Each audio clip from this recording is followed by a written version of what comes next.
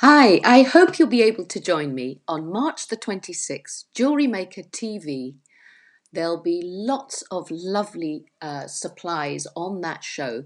So I think it's about 9 a.m. There are these colour wire bundles. They are all 28 gauge, so that's zero point 0.3 of a millimetre. But you'll be able to use these for so many things, for binding, weaving. As you can see here, if you make a framework, you can bind in between. It's like colouring in.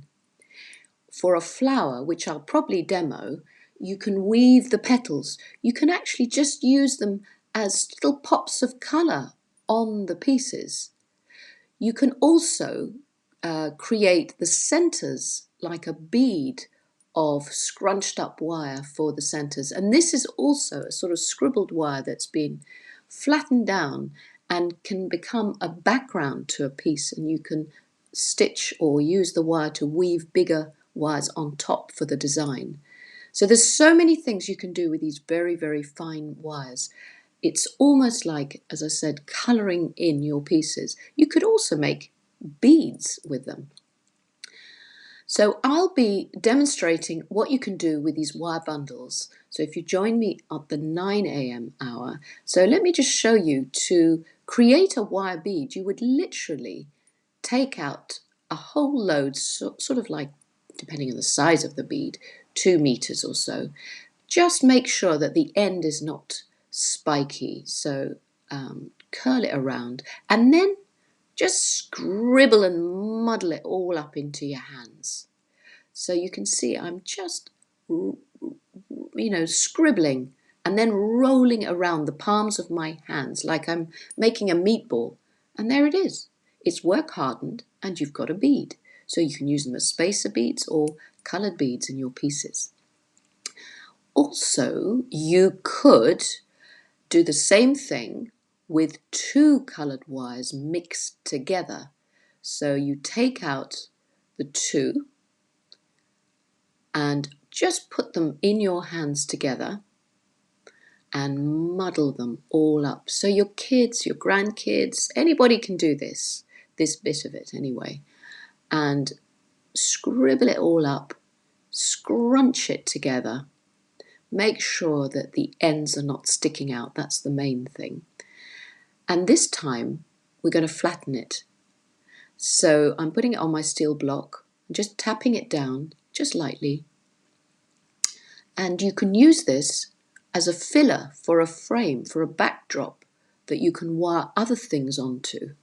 So it's much quicker than weaving the whole framework.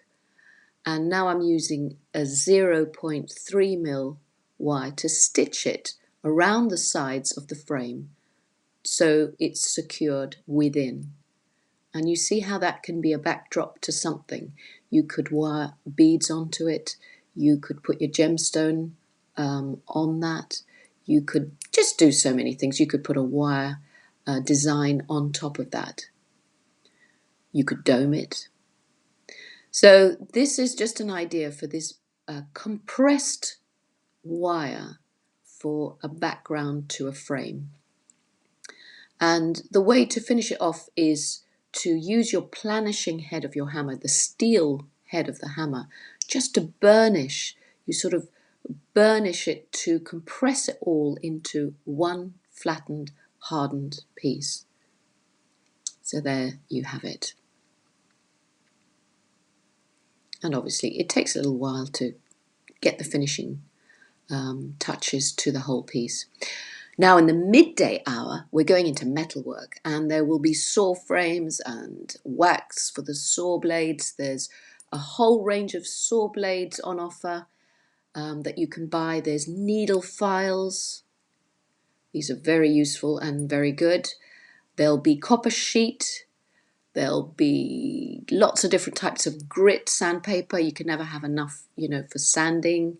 And then the best bit is these texture stamps. I really got excited when I opened this box because instead of hammering texture with your sort of dapping head, you can stamp texture into your metal sheet.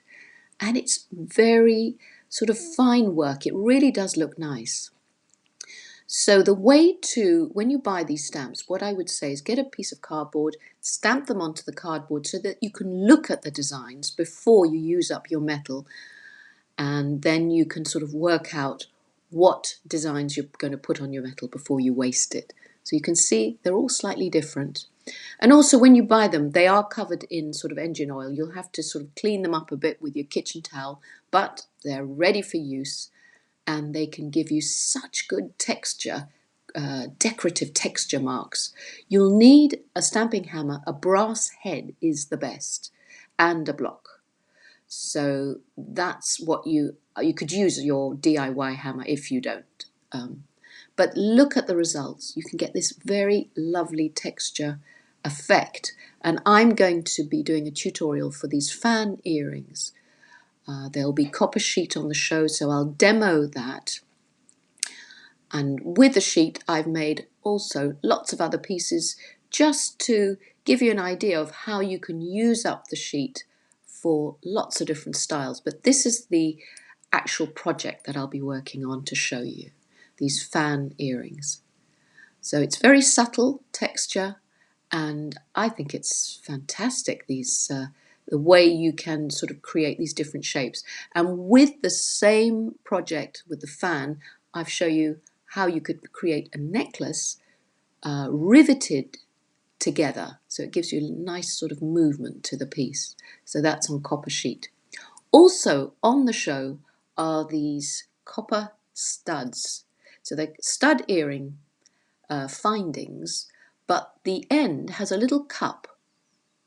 So you can glue an 8mm, 6 or 8mm bead. So if you've got any semi-precious beads left over from, bits from your stash, you can glue them in there with E6000 or whatever jewelry glue you use. And you've got an instant stud earring. And I thought what would be fun to do, because there are also these lovely little copper charms on the show, they're going to be on sale on the show, you could make some dangles with a top link that can just be posted through the studs, which means you could wear a stud in the daytime, a lovely stud bead earring, and then in the evening you can just post your dangle through the stud post, and then you end up with a beautiful dangly earring for the evening.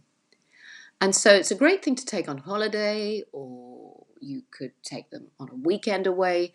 So something for the morning, something for the evening. And you can alternate the dangles with the different stud tops.